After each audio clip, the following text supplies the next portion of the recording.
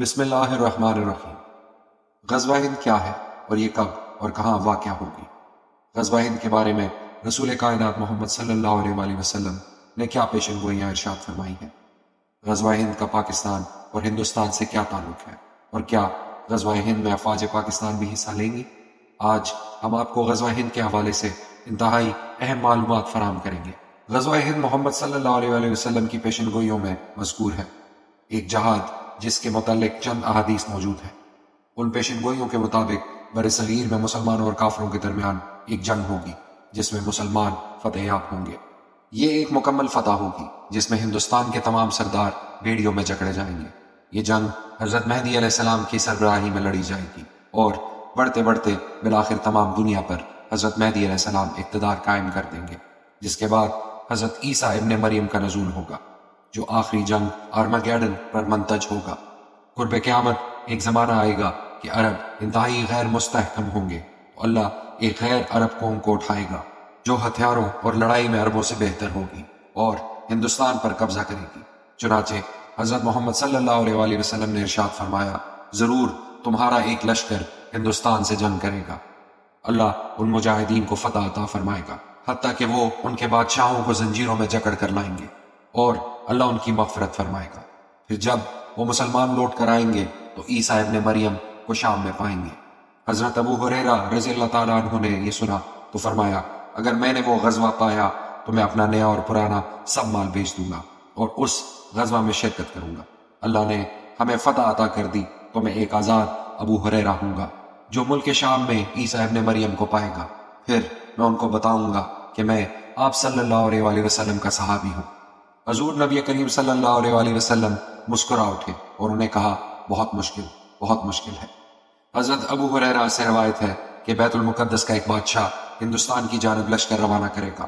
مجاہدین سرزمین ہند کو پامال کر ڈالیں گے اور خزانوں پر قبضہ کر لیں گے۔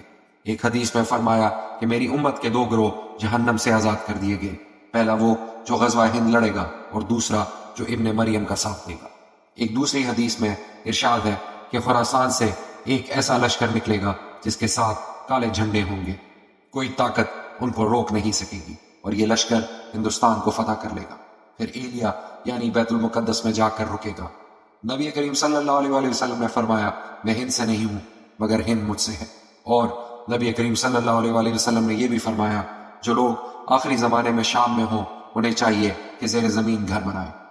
نعمت اللہ شاہ ولی رحمۃ اللہ علیہ فرماتے ہیں، غزوہ ہند کے دوران دریائے اٹک 3 دفعہ خون سے لال ہو جائے گا، سرحد کے غازیوں سے زمین کانپنے لگے گی، دلی اور کشمیر فتح ہوگا اور امام مہدی علیہ السلام کا خیمہ غوطہ میں ہوگا۔ غزوہ ہند آخری فیصلہ کن مارکا ہوگا۔ ایک سوال جو غزوہ ہند کے بارے میں اکثر پوچھا جاتا ہے وہ یہ ہے کہ غزوہ اس جنگ کو کہا جاتا ہے جس میں حضور اکرم صلی اللہ علیہ وآلہ وسلم شریک ہو۔ اب تو پیارے نبی صلی اللہ علیہ وآلہ وسلم رحلت فرما چکے ہیں، تو اس جنگ کو غزوہ کیوں کہا گیا؟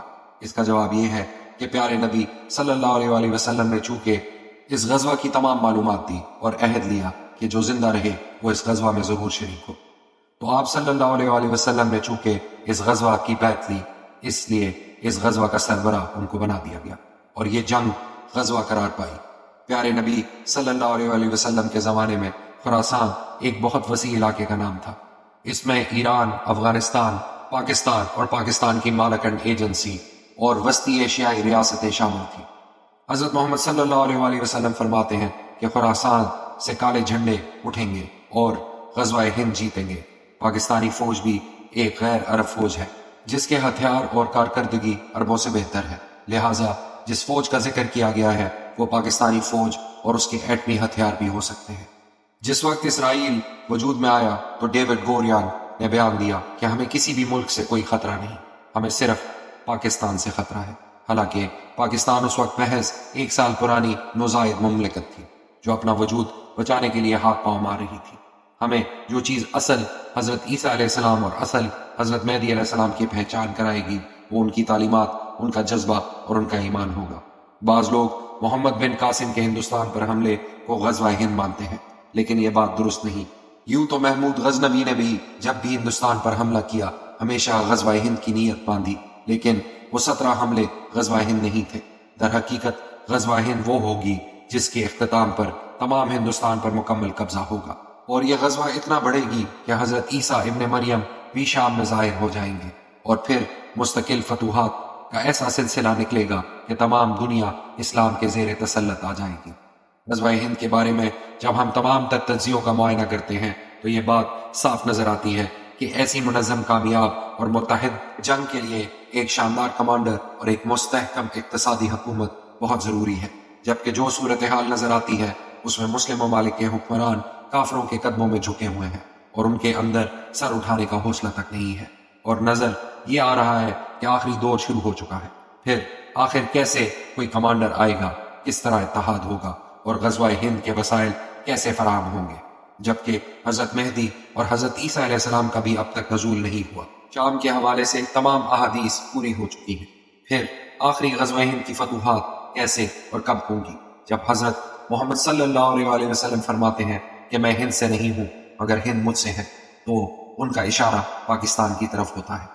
امکان ہے کہ اللہ تعالیٰ ایک سپریم کمانڈر بھی پاکستان میں بھیجے گا جو تمام دنیا میں اسلام قائم کرے گا، اور اس غزوہ ہند کی فتوحات کو بھی اللہ تعالیٰ کے حکم سے ممکن بنائے گا۔ ایک حدیث میں غزوہ ہند میں شہید ہونے والوں کو افضل شہداء اور بچ جانے والوں کو جہنم کی آگ سے آزاد کرا دیا گیا ہے۔ یہ بات ذہن میں رہے کہ یہ حدیث اس زمانے کی ہے جب غزوات جاری تھی، جھڑپیں بھی ہوتی رہتی تھی، کثرت سے شہادتیں بھی سامنے کی بات تھی، مگر نبی کریم صلی اللہ علیہ وآلہ وسلم ان جلیل القدر صحابہ رضوان اللہ علیہم اجمعین کو افضل شہداء قرار نہیں دیا، بلکہ فرمایا کہ قرب قیامت کے دور میں ہونے والے غزوہ ہند میں جو لوگ شہید ہوں گے وہ افضل شہداء ہیں۔ صرف اسی بات سے آپ غزوہ ہند کی اہمیت کا اندازہ کر لیں اور اس میں شریک ہونے والے مومنوں کے درجات کا اندازہ لگا لیں۔ لہٰذا جس کی زندگی میں یہ غزوہ لڑا جائے اسے اس میں ضرور شرکت کرنی چاہیے۔ یاد رہے کہ حضرت عیسیٰ علیہ السلام کا نزول غزوہ ہند کے دوران ممکن نہیں۔ حضرت عیسیٰ علیہ السلام اس وقت ظاہر ہوں گے جب حضرت مہدی علیہ السلام غزوہ ہند کی فتوحات مکمل کر کے شام کی طرف بڑھیں گے، اسرائیل کا خاتمہ کرنے کی تدبیریں کریں گے اور غوطہ نامی جگہ میں اپنا خیمہ لگائیں گے۔ یہی وہ وقت ہے کہ حضرت عیسیٰ علیہ السلام ظاہر ہو جائیں گے اور وہ یہودیوں کو شکست دینے میں حضرت مہدی علیہ السلام کی مدد فرمائیں گے۔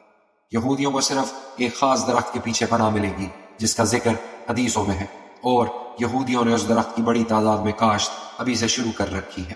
لہٰذا کہا جا سکتا ہے کہ غزوہ ہند ایک آن گوئنگ پروسیس ہے جو شاید پاک بھارت جنگ سے شروع ہو، اور اس جنگ میں افغانی، ایرانی اور وسطی ایشیائی ریاستوں کے مومن بھی پاکستانیوں کے ساتھ شامل ہوں۔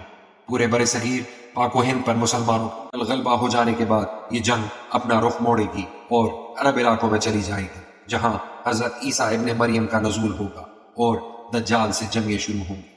ان فیصلہ کن جنگوں کو آرمگیڈن بھی کہا جاتا ہے۔ دعا ہے کہ اللہ تعالی ہمیں ہر قسم کے فتنوں اور شر پسندی سے محفوظ رکھے، آمین۔